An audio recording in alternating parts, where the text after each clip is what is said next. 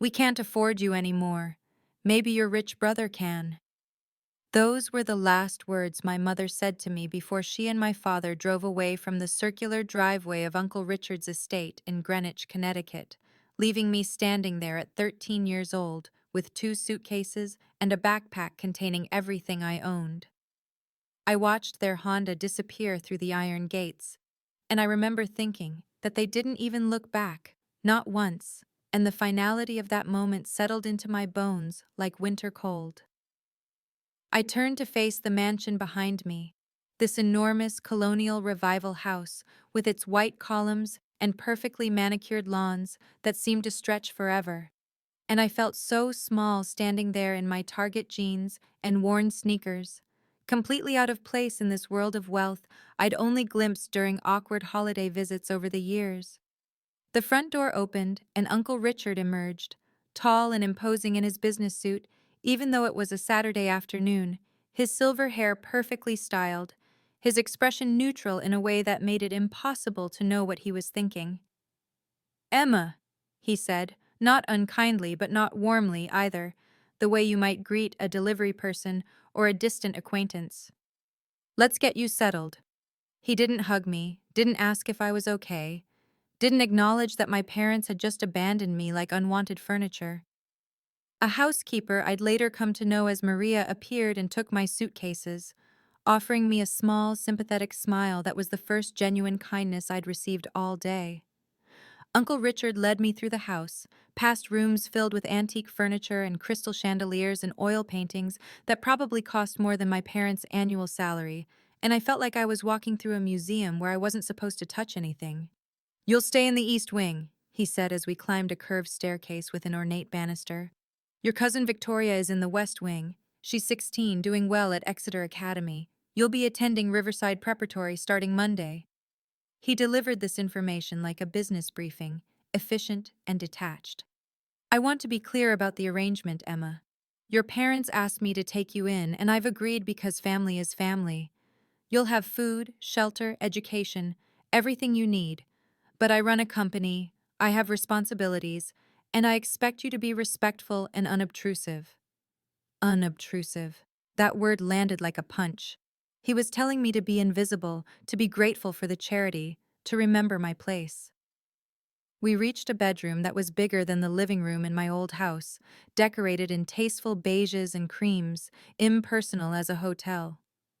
"Dinner is at 7, Uncle Richard said. "Maria will show you where." Then he left, closing the door behind him, and I sat on the edge of the pristine bed and finally let myself cry, understanding with absolute clarity that I'd been given a room but not a home, and that I was truly, completely alone.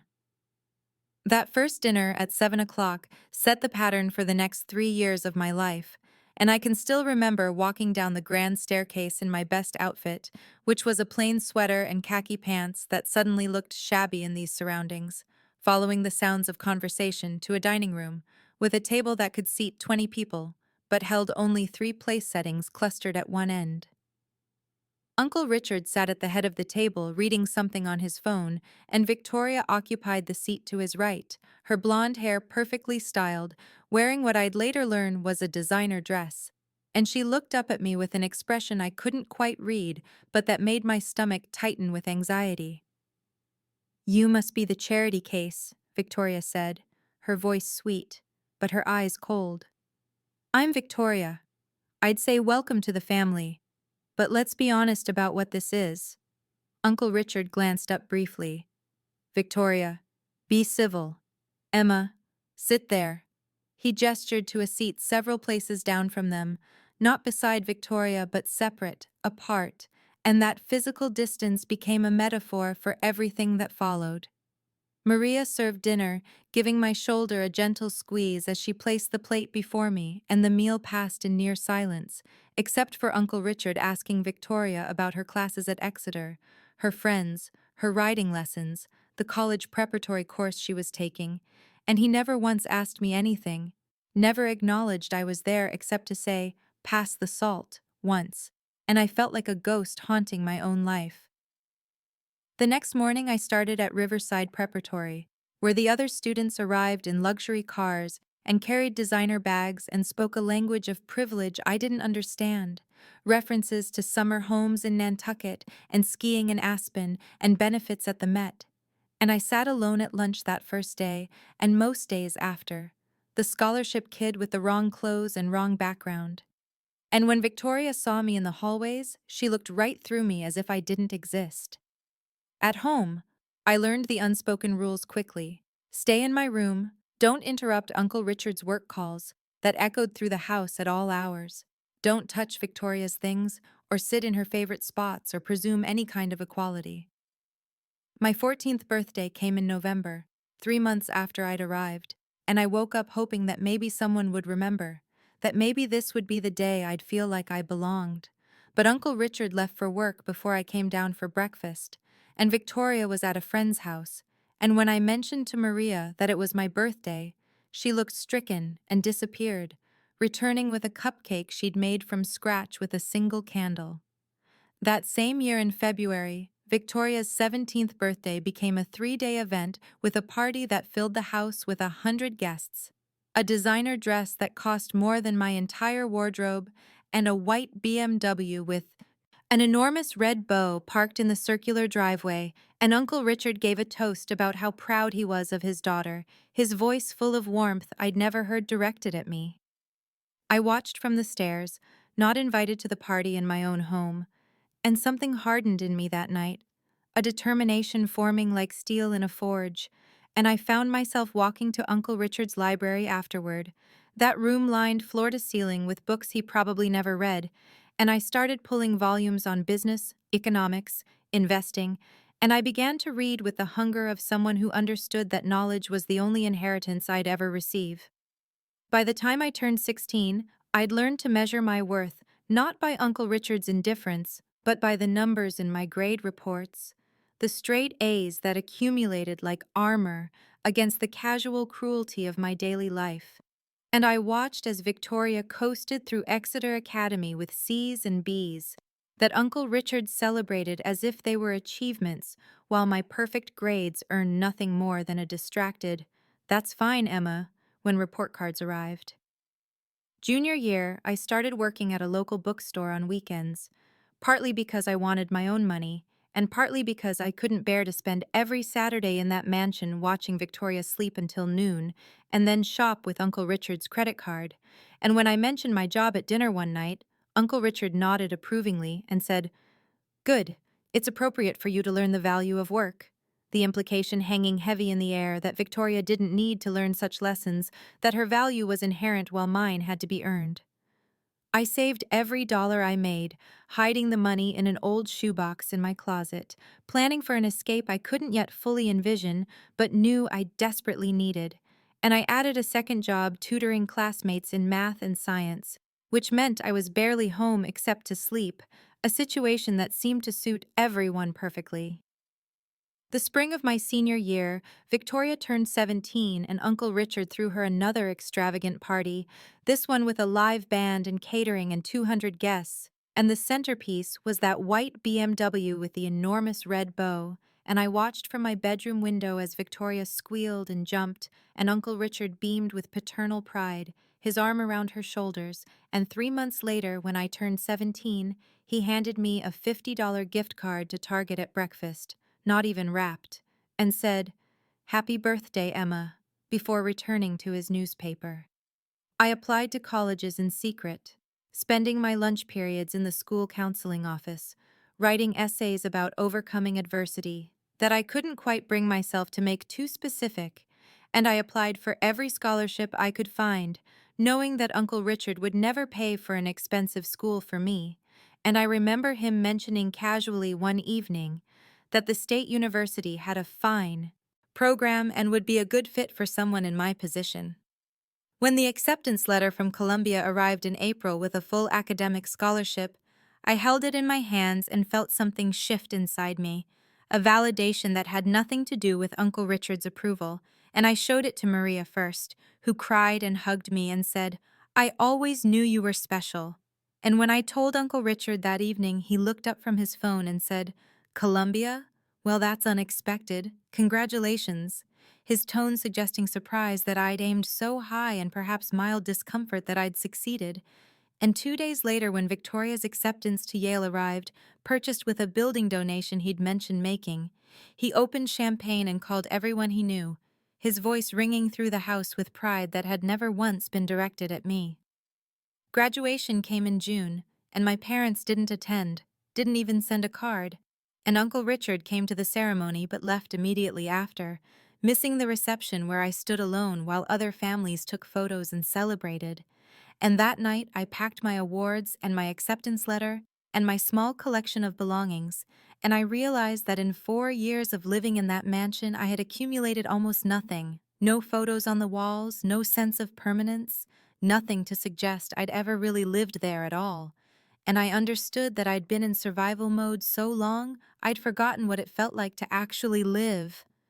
Columbia in September felt like stepping into a different world, one where nobody knew I was the charity case, or the scholarship kid, or the girl who didn't belong, and I moved into my dorm room in John Jay Hall with 2 suitcases, and a determination so fierce it felt like hunger. And within the first week, I'd secured a work-study position at the library and found weekend shifts waiting tables at a restaurant in the Upper West Side. Because even though my scholarship covered tuition and room and board, I refused to ask Uncle Richard for a single dollar more than absolutely necessary. I called Maria once I was settled, and she cried on the phone and made me promise to take care of myself. And when I mentioned I'd tried calling Uncle Richard to let him know I'd arrived safely, he said, "That's good, Emma," in that distracted tone I knew so well, and ended the call after 40 seconds, and I told myself it didn't hurt anymore, but spent that night staring at my dorm ceiling feeling the old familiar ache of not mattering. Victoria posted constantly on social media from Yale, photos of her sorority events and shopping trips to Manhattan and spring break in Cancun, all funded by Uncle Richard's limitless credit card.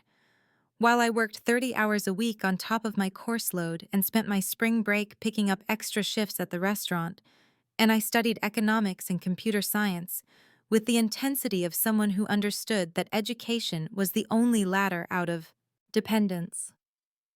Summer after freshman year, I didn't go back to the mansion except for 3 days in August, and those days were exactly like living there had always been, invisible and separate and tolerated rather than welcomed.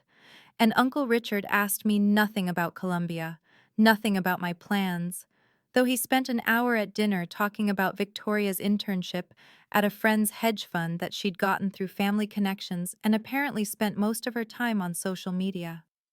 I found an internship sophomore year at a small investment firm in Lower Manhattan, unpaid but invaluable, and I worked there 3 days a week while taking a full course load and keeping my restaurant job on weekends, sleeping maybe 5 hours a night and running on coffee and ambition. And my supervisor, a woman named Jennifer Park, started giving me real projects, real responsibility, and one day she said, "You have instincts for this, Emma. You see patterns other people miss." And I held on to those words like a lifeline. Junior year, I barely went back to the mansion at all. Just 2 days at Christmas when Uncle Richard was traveling anyway, and the house felt like a museum I was touring, rather than any place I'd ever called home. And Victoria complained to anyone who would listen about having to work at her internship while I was working 3 jobs and taking 6 classes, and somehow maintaining a 4.0 GPA. And when Victoria turned 21 that February, Uncle Richard threw her a party at an exclusive Manhattan club that cost more than my entire year's expenses, and my 19th birthday that same week passed with a text message from Uncle Richard that said, "Happy birthday," with no punctuation, no follow-up, nothing more. It was Professor Chen who changed everything during my senior year, this brilliant woman who taught advanced financial systems, and who called me into her office one day in October and said, "Emma, I've been watching your work. Have you ever thought about financial technology?" And when I admitted I'd been sketching out ideas for an app that could democratize investment strategies for people without wealth or connections, her eyes lit up and she said, "Develop that. Seriously, this could be something." I spent that entire year building the concept, the algorithms, the interface design, working with 2 other students from the computer science department, And we created something I knew was special, something that could actually work. And I filed it away in my mind as a future, as a possibility, as a weapon I might someday need. Graduation came in May, and I walked across that stage summa cum laude with more honors than I could count. And Uncle Richard sent flowers to my dorm with a card that said, "Congratulations on your achievement." And he didn't attend the ceremony because he was at Victoria's graduation at Yale.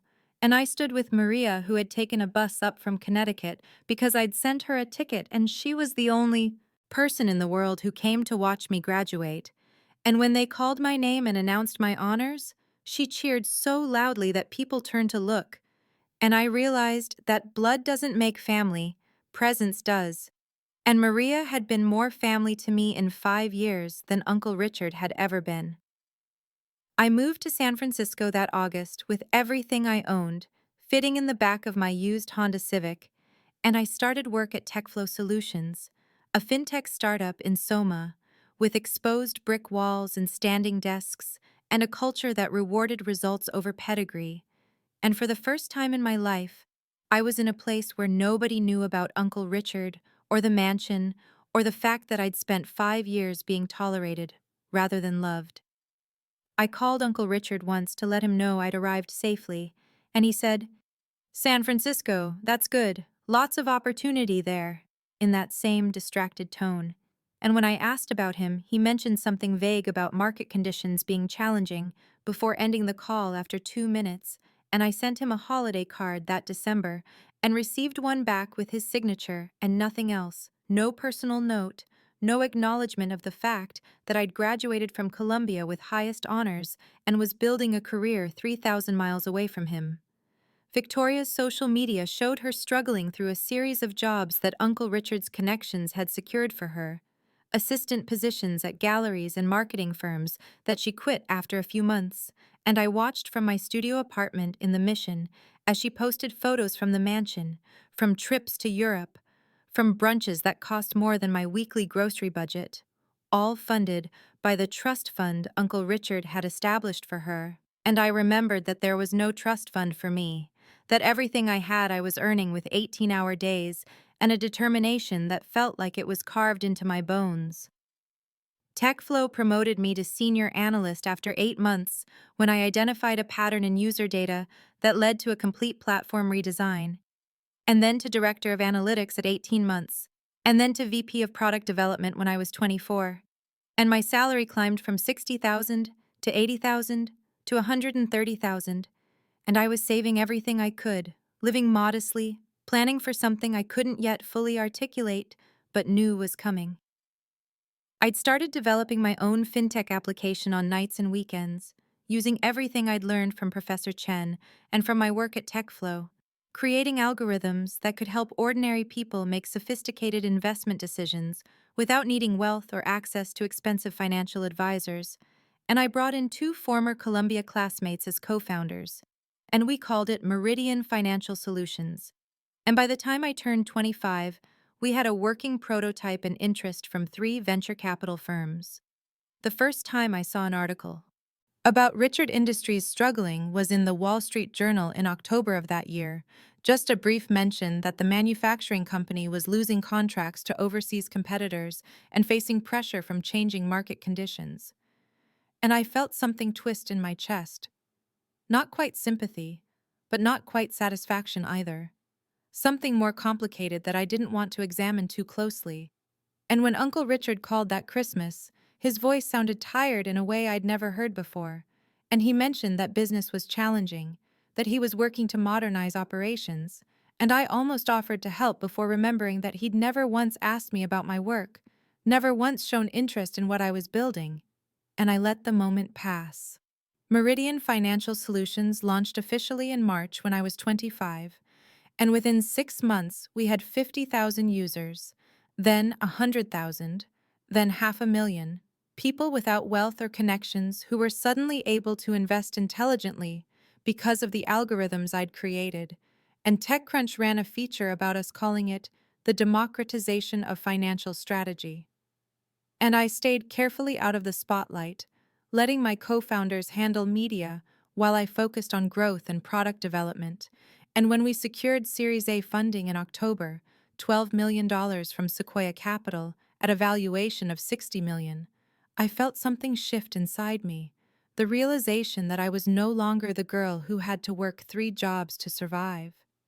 But I kept living in my studio apartment and driving my Honda because the money wasn't the point, the building was the point. I read about Richard Industries in Forbes that November, a brief article about legacy manufacturing firms struggling to compete, and Uncle Richard's company was mentioned specifically as losing major contracts to overseas competitors and facing pressure from younger, more agile companies. And I found myself researching his situation more than I wanted to admit, understanding exactly what was going wrong. Seeing the solutions so clearly, it was almost painful. But I told myself it wasn't my concern, that he'd made his choices and I'd made mine. Victoria called me in February, her voice bright and false in that way that meant she wanted something, and she asked if I had any advice about career direction because she was exploring options. And when I suggested specific companies she might approach and offered to make introductions, she laughed and said, "I meant like, what sounds good, not actual work advice." And I realized she still saw me as the charity case, had no idea who I'd become, and I let her keep thinking it. Meridian expanded through that year and into the next, adding features, scaling infrastructure, hiring a team of 40 people who believed in the mission, and when we secured Series B funding in September, $45 million at a valuation of $200 million, I became CEO. Officially, and I was 27 years old and wealthy beyond anything I could have imagined when I was 13, and being dropped off at Uncle Richard's door with 2 suitcases and parents who couldn't afford me anymore. I'd been using my mother's maiden name professionally since Columbia, Emma Chen instead of Emma Whitmore, partly because I wanted to build something that was entirely mine, and partly because I didn't want Uncle Richard's name attached to my success, didn't want anyone to think I'd had help or connections or anything except my own mind and my own determination. And it meant that when Richard Industries appeared in the business news with increasing frequency, no one connected the struggling company's owner to the tech CEO who was disrupting financial services. I bought a condo finally that October, nothing extravagant but mine, with floor-to-ceiling windows overlooking the bay and enough space for the life I was building. And I called Maria to tell her, and she cried and said she'd always known I would do something extraordinary. And I realized she was the only person from that part of my life who had ever believed in me. And when Uncle Richard's holiday card arrived in December with just his signature like always, I looked at it for a long time before filing it away with all the others. A collection of evidence that I had never mattered to him. Not really, not in any way that counted. The headline appeared in Bloomberg first, then spread to the Wall Street Journal and Financial Times within hours. And I was in my office on a Tuesday morning in March when my phone started lighting up with news alerts. Richard Industries faces bankruptcy as debt reaches $50 million. And I felt everything inside me go very still as I clicked through article after article, reading about covenant violations and missed payments and outdated manufacturing processes that couldn't compete with overseas production. And there were quotes from industry analysts saying the company was too far gone, that legacy manufacturing firms like Richard Industries were dinosaurs that couldn't adapt to modern markets. I opened my laptop and pulled every financial report I could access, SEC filings and credit reports and industry analyses, and I spent 3 hours that morning building a complete picture of exactly how bad things were. $53 million in debt across multiple creditors, contracts lost to competitors in Malaysia and Vietnam, a workforce using equipment from the 90s, supply chain inefficiencies that were bleeding money, and a management structure that Uncle Richard had refused to modernize because it was the way his father had done things. I could see the solutions so clearly it made my chest ache. The exact restructuring that would save the company, the technology integrations that would make them competitive, the strategic partnerships that would rebuild their client base. And I sat there looking at my screens thinking about the man who had taken me in 15 years ago and given me a room but never a home. Victoria's Instagram post appeared that afternoon, a carefully filtered photo of her looking contemplative with a caption about family challenges and staying strong. And I felt a flicker of something that might have been anger or might have been pity. And then my email pinged with a message from Uncle Richard himself, the first direct communication in months. Difficult times here. Hope you're well. 6 words. After everything, 6 words. I spent that evening in my condo staring out at the bay and remembering specific moments with the kind of clarity that felt like punishment. His face when I told him about Columbia, his voice saying, "Grades don't matter when you have money." The birthday he forgot when I turned 14. The way he'd ended our phone calls quickly for 15 years as if I was an obligation to check off a list. And I remembered, too, the way he'd looked that first day when my parents dropped me off, uncomfortable and uncertain, and how he'd made sure I had everything I needed, even if he couldn't give me what I actually wanted. My phone rang at 9 that night, Maria's name on the screen, and her voice was quiet and worried when I answered. "Miss Emma, I shouldn't be calling, but your uncle, he's losing everything, and he's too proud to ask for help, too proud to admit how bad things are, and I thought you should know." I thanked her and sat in the dark for another hour, and then I opened my laptop and began analyzing Richard Industries with the full force of everything I'd built and everything I'd learned. And by 3 in the morning, I had a complete Jew rescue plan, every detail mapped out, and I had to decide whether the girl who'd been treated as charity for 5 years would save the man who'd never once told her he was proud of her.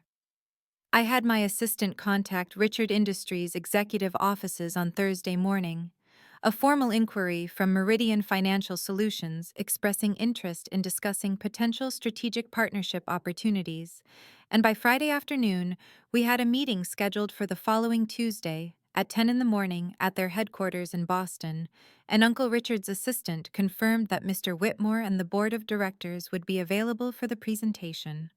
I spent the weekend preparing in ways that had nothing to do with business, standing in front of my closet deciding what to wear, what version of myself I wanted him to see first, and I chose a navy suit from Theory that cost more than a month's rent from my college apartment, paired with the Cartier watch I'd bought myself when Meridian hit $100 million in valuation, and I practiced in the mirror keeping my face calm and professional when I said my name, when I watched recognition or lack of it cross his face. The flight to Boston on Monday evening felt longer than it was, and I checked into the Four Seasons and couldn't sleep, lying awake thinking about the fact that I'd heard about Richard Industries headquarters my entire childhood, the building where Uncle Richard spent his days, the empire he'd inherited from his father, but I'd never been invited to visit, never been shown the family business as if I might someday be part of it. Tuesday morning, I arrived at the Richard Industries building at 9:45 with my CFO, David, and my head of operations, Jennifer, and the lobby was all marble and dark wood with a portrait of my great-grandfather, who'd founded the company in 1952, and the receptionist directed us to the executive conference room on the 14th floor, and my heart was beating so hard I thought they might hear it. The conference room had floor-to-ceiling windows overlooking the harbor and a table that could seat 20, and there were 8 people already there, including Uncle Richard at the head of the table, and I saw Victoria sitting 3 seats down in what was clearly a token position based on the way she was checking her phone, and Uncle Richard stood when we entered, extending his hand with the polite smile of a man meeting strangers who might save his company. He looked older than I'd expected, more gray in his hair, new lines around his eyes, and he shook my hand and said, "Ms. Chen, thank you for coming." And there was no recognition in his face at all, no flicker of familiarity, and I realized that 15 years and professional polish and the confidence that came from building an empire had transformed me into someone he couldn't connect to. The uncertain 13-year-old girl he'd taken in, and I introduced David and Jennifer, and we took our seats across from him, and I opened my laptop and began the presentation that would change everything, talking about market analysis and operational inefficiencies and technological integration, and I was 5 slides in when Uncle Richard leaned forward slightly and said, "Forgive me, but you seem familiar." Have we met before? I clicked to the next slide showing supply chain inefficiencies and said, I should. I lived in your house for 5 years. It's me, Uncle Richard, Emma. And the entire room went silent in the way that happens when the world shifts on its axis and everyone needs a moment to catch up to the new reality. And I watched Uncle Richard's face go through a sequence of expressions I'd never seen before. Confusion first, and then disbelief, and then shock, and something that might have been recognition, as he looked at me, really looked at me, and saw past the expensive suit and the professional presentation to the girl who'd eaten quiet dinners in his house and disappeared into the library and left at 18 without him really noticing. Victoria's gasp was audible from 3 seats down, and she half stood and said, What? In a voice that was pure confusion, and the board members were looking between Uncle Richard and me with the kind of fascination people have when watching something they know they'll be talking about for years. And I let the silence hold for exactly 3 seconds before I clicked to the next slide and said in my most professional voice, Meridian Financial Solutions can save this company. I've spent the last week analyzing every aspect of Richard Industries' operations and financial structure, and I have a comprehensive rescue plan that will return the company to profitability within 18 months. David pulled out bound presentation folders and began distributing them around the table while I continued, and I could feel Uncle Richard staring at me, but I kept my eyes on the board members and said, I'm proposing a $30 million capital investment from Meridian Financial Solutions, combined with a complete operational restructuring that addresses the core inefficiencies that have led to the current crisis. And I outlined the technology integrations that would modernize the manufacturing processes, the supply chain optimizations that would reduce costs by 18%, the strategic partnerships with sustainable materials suppliers that would open new markets. And I watched the board members lean forward with interest, while Uncle Richard sat frozen, and Victoria's face cycled through shock and confusion, and something that looked like anger. I clicked to the final slide showing projected revenue and debt reduction and said, My terms are these. Meridian acquires a 40% equity stake in Richard Industries. I receive a seat on the board of directors, and I maintain full operational control for a minimum of 3 years during the restructuring phase. And one of the board members, a man named Harrison, who I recognized from the company website as the CFO, said, Those are aggressive terms, with something like admiration in his voice. And I replied, These are desperate circumstances that require aggressive solutions. Without intervention, Richard Industries will file Chapter 11 within 6 months. With this plan, you'll be debt-free within 3 years and positioned for expansion. Uncle Richard finally found his voice, and it came out rough and uncertain as he said, Emma, how did you? And I met his eyes for the first time since the revelation and said, I'll be happy to discuss the personal aspects privately, but right now I'm here as the CEO of Meridian Financial Solutions, and you need to decide whether you want to save your father's company or watch it disappear because your pride won't let you accept help from someone you once saw as charity. Harrison was already asking, What's your current portfolio size? And another board member, a woman named Patricia who served as VP of Operations, said, Can you provide case studies of similar turnarounds? And I nodded to Jennifer, who began distributing tablets loaded with Meridian's complete track record.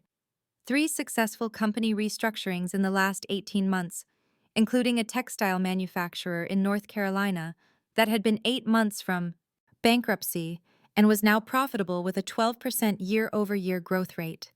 And I watched the board members scroll through the data with increasing interest while Uncle Richard sat motionless at the head of the table, and Victoria suddenly stood up and said, This is ridiculous. She's nobody. She lived off us for years, and now she waltzes in here pretending to be some big shot?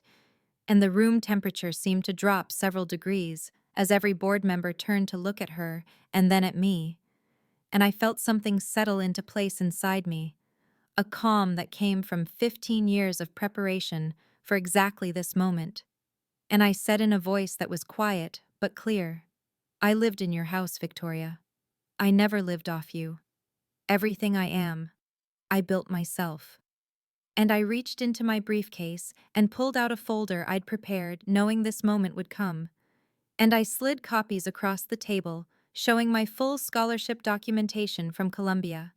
My work history with pay stubs from every job I'd held from age 16 onward, my tax returns for the last 10 years showing exactly how I'd earned every dollar, and I said, I paid for my own education, my own food most of the time, my own clothes from the age when I could work legally. Your father gave me a room and access to a good school district, and I'm grateful for that. But I built my company with my own intelligence and my own labor and money I earned myself. Victoria's face was red, and she looked at her father and said, Daddy, are you going to let her talk to me like that? But Uncle Richard wasn't looking at her. He was staring at the documents in front of him, at the evidence of a life he'd never bothered to notice. And the silence stretched until I turned my attention back to him and said, Uncle Richard, you took me in when my parents abandoned me. I've never forgotten that. It mattered, even if it wasn't what I needed it to be. And I saw something flicker in his eyes, some emotion I couldn't quite name, and I continued. But you also never let me forget I was Charity. You gave me a room, but never a home. You paid for necessities, but never offered affection. You housed me, but you never saw me. And my voice was steady, but I felt the weight of every forgotten birthday, every dismissive comment, every time I'd sat alone in that library while the real family celebrated downstairs, and I said, now I'm offering you what you once offered me, a chance. But unlike you, I'm offering partnership, not pity. I'm offering respect, not obligation. I'm offering you an opportunity to save everything your father built, and all you have to do is recognize that the girl you saw as a burden has become someone who can carry yours. Harrison cleared his throat and said, I think we have enough information to make a decision. I move that we accept Meridian's proposal. And Patricia immediately seconded the motion, but Uncle Richard held up his hand and said in a voice that sounded smaller than I'd ever heard, from him, I need to speak with Emma privately before any decisions are made. And the board members exchanged glances, but nodded and began gathering their materials, and Victoria said, Daddy, you can't be serious. But he said, Victoria, leave us, with an authority that surprised even her into compliance. And within 2 minutes the conference room had emptied, except for Uncle Richard and me, and the ghost of 15 years that hung between us like smoke. He stood slowly and said, My office. And I followed him down a hallway lined with photographs of the company's history, black and white images of his father in front of the original factory building in 1952, color photos from the expansion in the 80s, awards and certifications, and newspaper clippings celebrating Richard Industries' contributions to the community. And I noticed what I'd expected to notice, that there were family photos mixed in. Uncle Richard and Victoria at various company events, Victoria's college graduation photo in front of the company logo, but no images of me, no evidence I'd ever existed in his world at all. His office was exactly what I'd imagined, dark wood and leather and floor-to-ceiling windows overlooking the manufacturing facility, and on his desk were silver-framed photos of Victoria at various ages, and on the credenza behind his desk was a portrait of his late wife, who died when Victoria was 12, 2 years before I'd arrived, and I realized with a clarity that felt like cold water that I'd been a reminder of everything he'd lost. His sister, who'd chosen a man he disapproved of and disappeared into a modest life and then abandoned her own daughter. And he'd taken me in out of duty, but he'd never been able to see me as anything but evidence of his family's failures. He sat heavily in his chair and gestured for me to sit across from him, and for a long moment he just looked at me, really looked at me the way he never had in all those years. And finally he said, I don't understand. How did you do all this? When did you— And his voice trailed off because he didn't know how to finish the question, didn't know how to ask how the girl who'd lived quiet and small in his house had become the woman sitting across from him in a suit that cost more than he'd probably spent on her entire wardrobe when she'd lived with him. I folded my hands in my lap and said, I started planning the day I arrived at your house. I knew I couldn't depend on anyone, so I learned to depend on myself. And I told him about the business books I'd read in his library while he and Victoria watched television downstairs, about the online courses I'd taken using the public library computers, about the investment clubs I'd joined in high school, and the networking I'd done at every part-time job, about Professor Chen at Columbia, who'd seen something in me that my own family never had, and had introduced me to the people who'd funded my first venture, and I watched his face as I described a decade of work he'd never noticed, never asked about, never acknowledged. And when I finished, he was silent for a long time before he said, I gave you everything. A home, private school, opportunities. And I felt something sharp twist in my chest, because even now, even faced with evidence of who I'd become, he couldn't see what he'd failed to give, and I said quietly, You gave me survival, Uncle Richard, not family. Do you know you never once told me you were proud of me? Not when I got straight A's, not when I got into Columbia, not when I graduated summa cum laude. You sent flowers to my graduation. You didn't come. You went to Victoria's instead. And I saw him flinch, and I continued, because 15 years of silence had built up a reservoir of words that needed to be released. Do you remember my 16th birthday? Victoria had just turned 18, and you'd thrown her a party for 200 people. My birthday was 3 weeks later, and you handed me a $50 gift card at breakfast and said, Buy yourself something nice. Do you remember my 14th birthday? You forgot it entirely. Maria reminded you a week later, and you had her give me a $100 bill. Victoria got a trip to Paris for hers. And each memory was a stone I'd been carrying, and now I was finally setting them down, not throwing them at him, but placing them carefully between us so he could see the weight I'd borne, and his face had gone pale, and he said, I never meant. And I said, I know you didn't mean to hurt me. That's almost worse. Victoria's cruelty was active, yours was passive. You just didn't see me. Didn't want to see me, maybe, because seeing me meant remembering my mother, your sister, and whatever happened between you. And something cracked in his expression, and his voice came out rough as he said, She married that man against my father's wishes. Dad cut her off. I tried to maintain contact, but they were so proud. Wouldn't accept help. And then when they left you, and for the first time, I saw past the cold, distant uncle to the man who'd lost his sister to pride and circumstance, who'd taken in her daughter out of duty and guilt, but hadn't known how to love her, who'd been alone in his grief after his wife died, and had poured everything into Victoria, because she was all he had left of the family he understood. And I felt something soften in me, despite the years of hurt, because I understood suddenly that his failure hadn't been malicious, but human. The failure of a man who'd never learned how to bridge the gap between obligation and affection. And he said, I didn't know how to be what you needed. My father raised me to value strength, self-sufficiency. I thought I was teaching you to be independent. And a sound that might have been a laugh or a sob caught in my throat, because he'd taught me independence all right, had taught me that I couldn't rely on him or anyone. And I said, You taught me I was alone. And you were right, I was. But I learned to build a life from that aloneness, and now that life is strong enough to hold you up if you'll let it. The silence between us was still settling when the door to his office opened without a knock, and Victoria walked in with her face flushed and her voice tight with something between anger and desperation as she said, Daddy, you can't seriously be considering this. And Uncle Richard looked up at his daughter, and I saw the familiar instinct to protect her, to give her what she wanted, cross his features before something else, something newer and more uncertain, replaced it. I stood from my chair and turned to face Victoria, and I kept my voice level and professional as I said, This isn't about feelings, Victoria. It's business. Pure business. And she let out a sound that was almost a laugh and said, Business? You're trying to take over my father's company, the company that's supposed to be mine someday? And you're calling it business?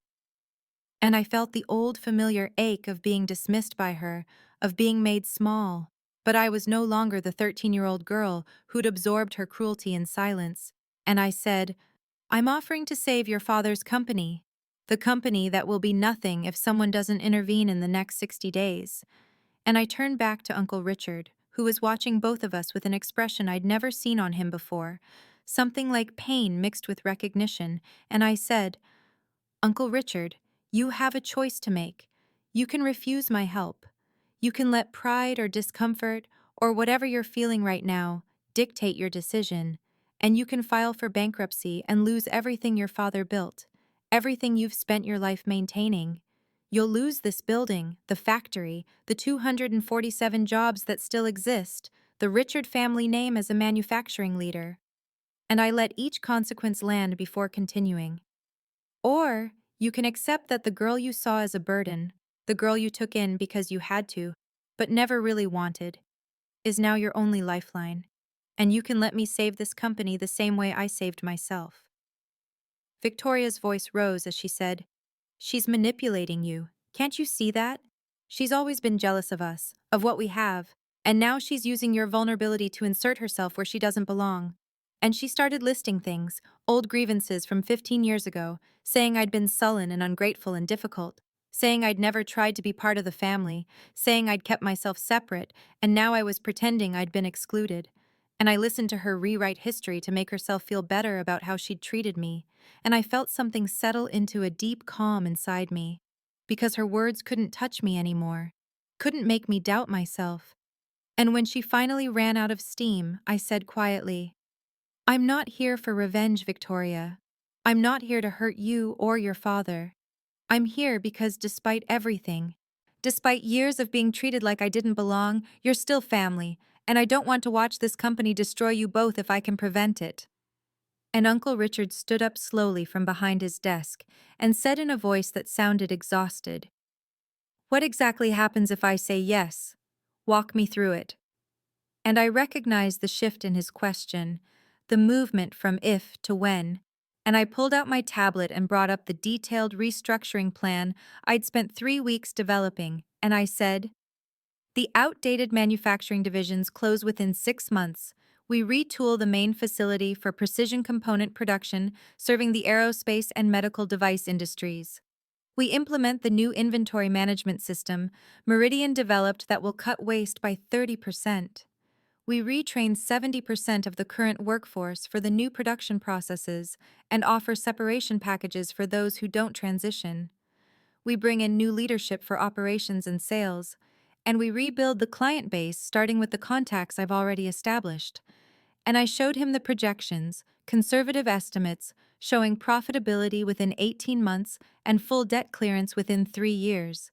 And he studied the numbers with the focus I remembered from the few times I'd seen him truly engaged in something. And he said, And you want 40% equity and full operational control? And I said, For 3 years. After that, we renegotiate based on performance, and you maintain majority ownership if you want it. And Victoria said, Daddy, please. But he held up his hand to quiet her, and he looked at me and said, Why are you really doing this, Emma? After everything?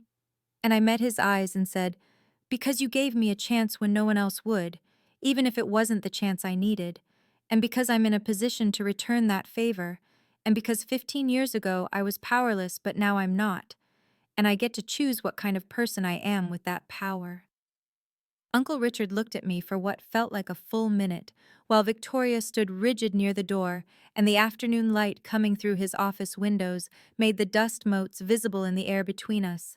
And finally he said, All right, let's do it. And Victoria made a sound like she'd been struck and said, Daddy, no. But he said, Victoria, enough.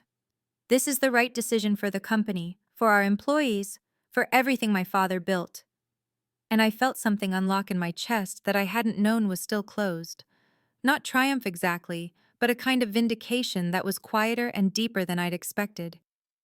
He picked up his phone and called his assistant and said, Get David Morrison on the line. Tell him we're accepting Meridian's proposal and I need contracts drafted immediately. And just like that, 15 years of distance began collapsing into a new reality neither of us had imagined possible. Within an hour, my legal team arrived from the Meridian offices downtown. 3 lawyers carrying briefcases and laptops who transformed Uncle Richard's conference room into a command center, and David Morrison, Uncle Richard's attorney who'd been with the company for 20 years, looked at me with something like awe, mixed with confusion as he said, I have to admit, when Richard told me Emma Chen was his niece, I had to sit down. Your reputation in the industry is remarkable. And I thought about how reputation was just the visible part of a decade of invisible work, how success looked sudden to people who hadn't watched you build it brick by brick. The board meeting that afternoon was formal and swift. Harrison Chen moving that the board accept Meridian Financial Solutions investment and restructuring proposal, Patricia Rodriguez seconding, and the vote was unanimous with Uncle Richard abstaining as company president. And when Harrison said, Welcome to Richard Industries, Ms. Chen, I felt the strangeness of being welcomed into something that had always existed at the periphery of my life. My phone started buzzing before we'd even left the building, news alerts and messages from contacts in the industry, and by the time I got back to my hotel, the story had broken in the business press. Tech CEO Emma Chen saves legacy manufacturing firm Richard Industries. And then, an hour later, the follow-up stories started appearing with the angle that made it human interest instead of just business news. Richard Industries saved by niece CEO once taken in as teen, and I watched my private history become public narrative and felt oddly detached from it, as though it were someone else's story I was reading. Victoria's social media meltdown happened in real time, vague posts about betrayal and family loyalty that her friends commented on with heart emojis and supportive messages. And I felt a distant pity for her, because she still measured her worth by public validation, while I'd learned to measure mine by private achievement. 2 days later, Uncle Richard called me and said, Could you come to the house? I'd like to talk properly away from the office. And I drove through the familiar streets of the neighborhood I'd once lived in, past the country club where Victoria had attended parties I was never invited to, past the private school where I'd been the scholarship student in a sea of legacy admissions, and pulled up to the mansion that had never been a home, and felt the surreal displacement of arriving as a guest rather than as an unwanted dependent. Maria answered the door, and the moment she saw me, her face crumpled, and she pulled me into an embrace that smelled like the lavender soap she'd always used. And she said, Mija, I knew you would do something extraordinary, I always knew. And I held on to her and felt tears sting my eyes, because she'd been the only person in that house who'd seen me, really seen me, and told me I mattered. Walking through the foyer with its marble floors and crystal chandelier, past the formal living room, where I'd sat stiff and uncomfortable during the few family gatherings I'd been included in, up the curved staircase I'd climbed thousands of times, feeling like an intruder in someone else's life, I saw everything with new eyes, understanding that the power dynamic had fundamentally shifted not because I needed it to, but because I'd built a life solid enough that their acceptance or rejection couldn't shake its foundation. Uncle Richard was waiting for me in the dining room, the same room where I'd sat at 15 years' worth of uncomfortable dinners, and the table was set for 3 with the formal china that had always made me feel like I was playing a part in someone else's life. And when Victoria arrived 10 minutes late, her face was carefully composed, but I could see the resentment simmering just beneath the surface. We sat down, and Maria served the first course, and Uncle Richard cleared his throat in that way he had before saying something difficult, and he said, Emma, I've spent the last 2 days thinking about everything, about the years you lived here, and I need to say this. I failed you. I see that now. And I felt something tighten in my chest because I'd waited 15 years to hear something like this, and now that it was here, I didn't know what to do with it. I set down my fork and looked at him directly and said, You gave me what you could. It wasn't enough, but it was something. You gave me a roof and food and education when my own parents threw me away like garbage, and I won't pretend that didn't matter. And I saw relief flicker across his face before I continued. But you also made sure I knew every day that I was an obligation, not a daughter, not even really family, just a responsibility you'd accepted because it was the right thing to do. and Victoria made a small sound of protest. But I turned to her and said, "Victoria, I don't need you to like me, I never have. But if you're going to stay at Richard Industries, I need you to work with me or leave the company. Those are your only two options." And she stared at me with something like hatred mixed with fear and said, "I'm not going anywhere. This is my company." And I said, "No, it's a company your grandfather built and your father ran and that I'm now saving. What you do with your role in it is your choice, but the days of coasting on the family name are over." Uncle Richard didn't defend her, and I watched Victoria realize that the protection she'd always counted on had limits, and she said "fine" in a voice that was barely controlled and went back to pushing food around her plate. The silence stretched between us until Uncle Richard said, "Emma, I have to ask. Your parents, the ones who brought you here, have you had any contact with them?" And I felt the old wound of abandonment, duller now but still there, and I said, "I haven't spoken to them since they dropped me here 15 years ago. They made their choice. I don't plan to give them an opportunity to make another one." And I saw him process this, understanding perhaps for the first time the completeness of what had been done to me. He asked how I'd done it, how I'd gone from the quiet girl in his house to the CEO who was saving his company, and I told him about the library where I'd educated myself, about Professor Chen who'd believed in me, about the years of working multiple jobs while building Meridian, about every deliberate choice I'd made to ensure I would never be powerless again. And when I finished, I said, "You taught me I couldn't rely on anyone, so I relied on myself. You taught me that family doesn't mean acceptance, so I learned to accept myself." And I watched him absorb this and recognize his role in shaping both my pain and my strength. Victoria excused herself halfway through dinner, and Uncle Richard and I sat in the quiet aftermath, and he said, "Is there a way forward? For us?" And I considered the question honestly and said, "I don't know. I don't need a father anymore, Uncle Richard. I needed one at 13 and didn't get one. But maybe we can figure out what we can be to each other now." And I saw something like hope cross his face, tentative and uncertain. And I realized that this was enough, this acknowledgement, this beginning of something that would never be what it should have been, but might become something real anyway. 6 months later, I sat in my office at Richard Industries, the corner office that had been Uncle Richard's before the restructuring, and that he'd insisted I take because the person leading the company should have it. And the space reflected the life I'd built rather than the one I'd inherited.